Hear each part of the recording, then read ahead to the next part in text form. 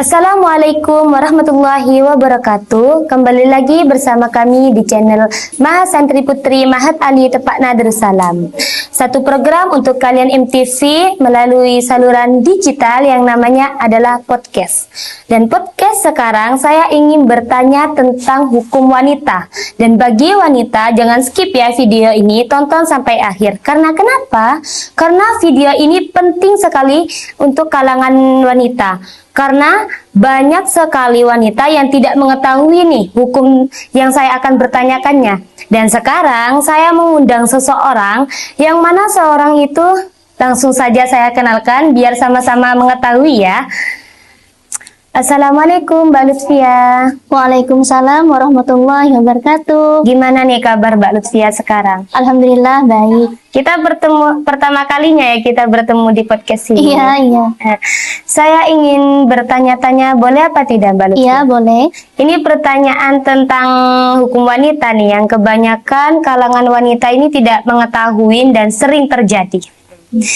Tentang dimana wanita itu mempunyai udhu. Dia mempunyai udhu, kan kalau keluar angin lewat jalan belakang itu sudah jelas kan, dia itu batal wudhunya. Lah ini wanita tersebut keluar angin lewat jalan depan. Lah itu gimana, hukum wudhunya batal apa tidak? Kan ini lewatnya jalan depan bukan jalan belakang.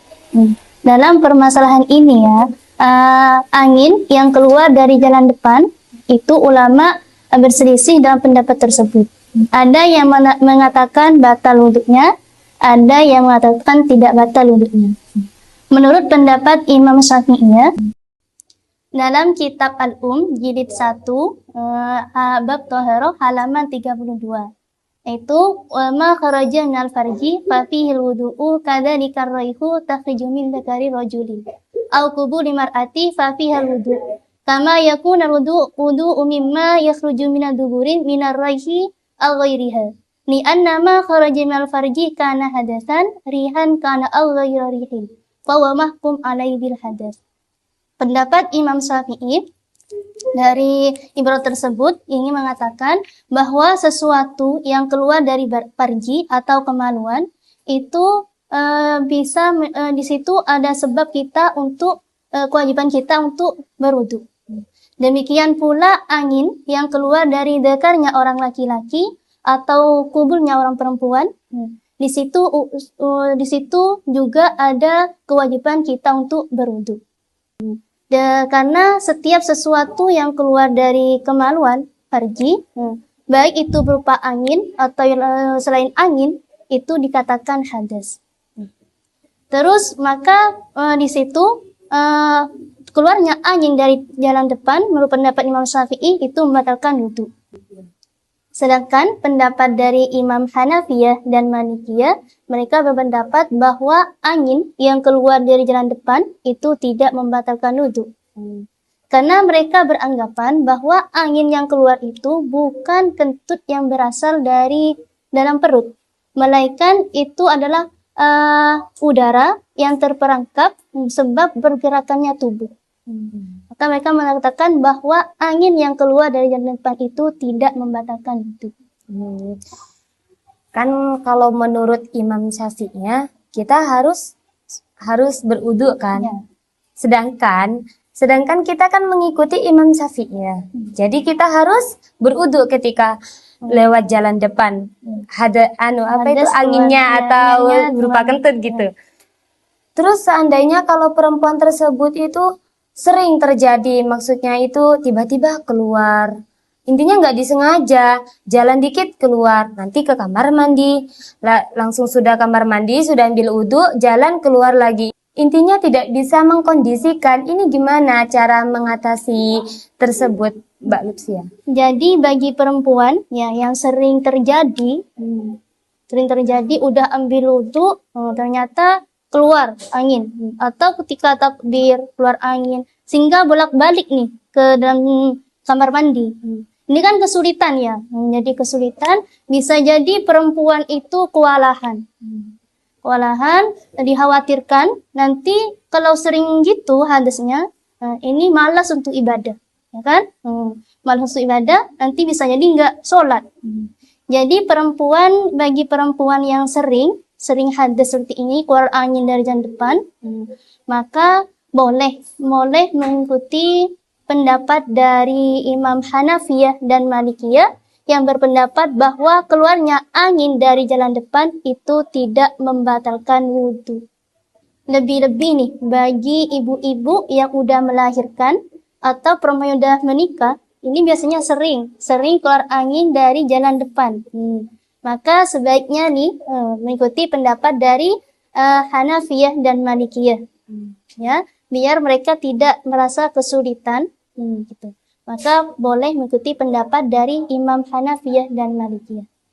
Dan sekarang saya ingin bertanya lagi, tetapi ini bukan tentang hadas, melainkan tentang keputihan. Boleh nggak, Ustadz? Iya, boleh. Nih, saya ingin bertanya tentang keputihan. Keputihan ini sering kan bagi perempuan mengalami keputihan tersebut. Lah, terus keputihan ini bisa membatalkan wudhu apa tidak? Kan ini juga keluar dari jalan depan. Masalah keputihan ya. Keputihan itu kan adalah cairan atau lenderan yang diproduksi langsung secara alami dari leher rahim perempuan.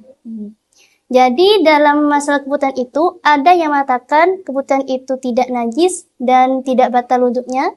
Ada yang mengatakan keputihan itu najis tapi batal wudhunya.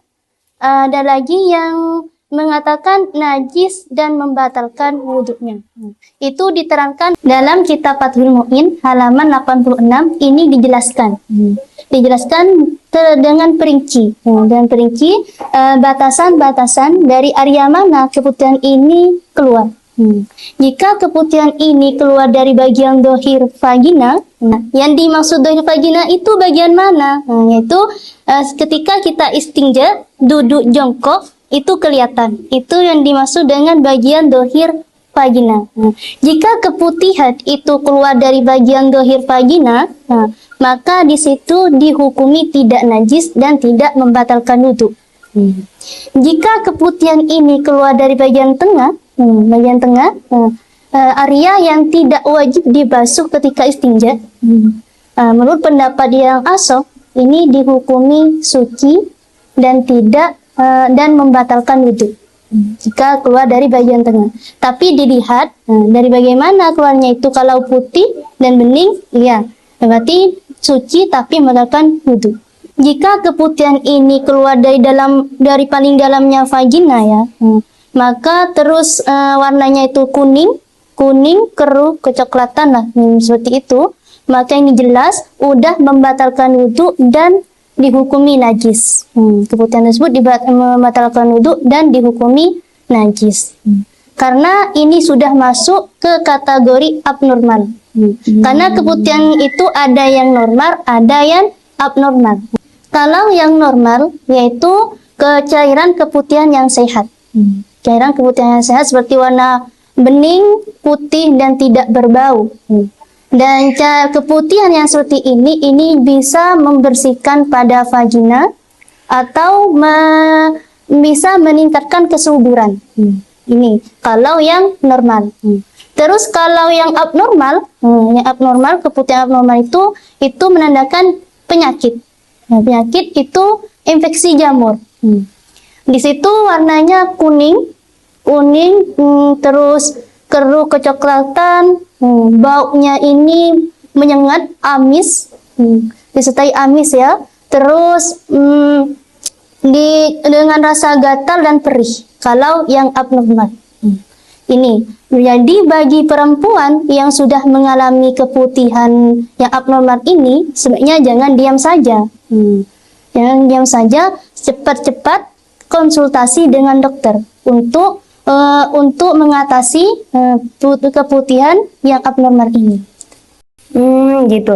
Terus kalau seandainya perempuan tersebut tidak mengetahui ini dari dalam atau luar, itu nggak bisa membedakan, tiba-tiba keluar, nggak tahu bedanya di dalam atau di luar, itu gimana cara membedakannya atau mengatasinya ini?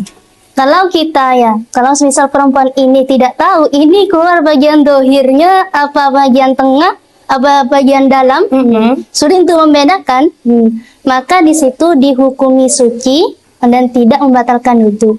Tapi dilihat dari keluar keputihan tersebut. Jika bening dan putih, ya itu suci dan tidak membatalkan wudhu. Jika udah jelas kuning, kuning keruh, itu jelas bahwa itu membatalkan wudhu dan najis. Baik. Terus Ustazah, apa sih kenapa kok bisa keputihan? Ini penyebabnya kenapa perempuan ini kok bisa keputihan sedangkan lelaki tidak keputihan nih? Adapun penyebabnya bagi perempuan nih keputihan itu sebab perubahannya hormon.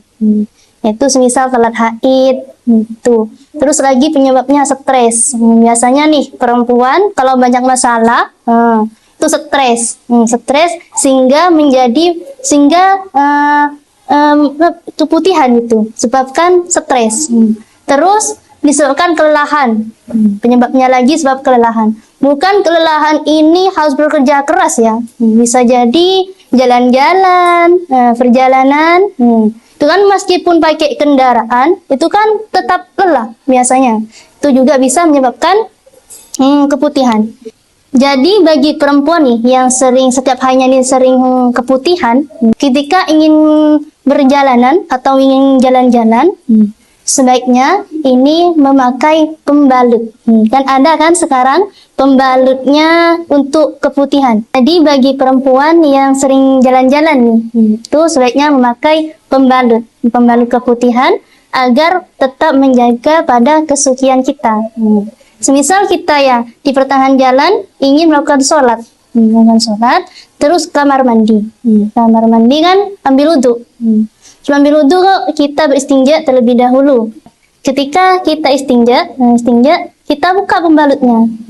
Karena ketika kita buka pembalutnya ini kita tetap suci. Badan kita, baju kita ini tetap suci karena keputihannya itu menempel pada pembalutnya. Ketika kita lepas pembalutnya, kita ubah dengan pembalut yang baru. Terus kita ambil wudhu, baru melakukan sholat. Semisal kalau nggak pakai pembalut ya, ketika istinja ternyata ada keputihan di celananya, maka ini harus dilepas. Dilepas terus istinja, berwudhu, melakukan sholat. Sesudah sholat ini harus kembali lagi kamar mandi. Ini kan bolak-balik nanti ke kamar mandi. Maka lebih baiknya ini memakai pembalut.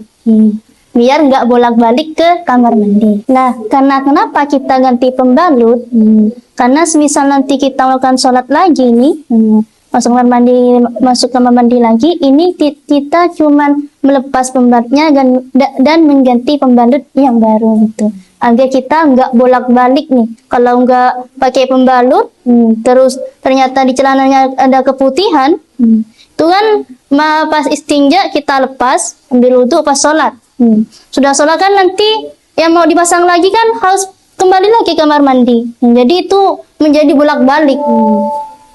Jadi pembahasan yang saya bahas bagi perempuan yang keluar angin dari jalan depan, saya sangat sarankan nih bagi perempuan yang normal hendaknya mengikuti pendapat dari Imam Syafi'iyah yang mengatakan batal wudhunya. Nah, jadi bagi perempuan yang abnormal nih, hendaknya boleh mengikuti pendapat dari Imam Hanafiyah dan Malikiyah yang mengatakan tidak batal wudhunya. Biar mereka tidak merasa kesulitan untuk melakukan ibadah. Tuh. Jadi bagi perempuan yang keputihan ini hendaknya menjaga pada kebersihan vaginanya. Terus hindari makanan-makanan yang mengandung bahan kimia untuk menjaga kebersihan pada vagina perempuan. Baik-baik, terima kasih ya Mbak Lutfia atas penjelasannya. Jadi bagi pemirsa MTV, kita harus menjaga hormon kita agar apa? Agar tidak sering keputihan dan menjaga kesehatannya ya. Mohon maaf apabila ada kesalahan dari ucapan saya. Saya Anissa, undur diri. Dan bagi teman-teman MTV, jangan lupa like, comment, subscribe, dan share ke teman-teman kalian agar tetap kita mengkaji tentang wanita. Assalamualaikum warahmatullahi wabarakatuh.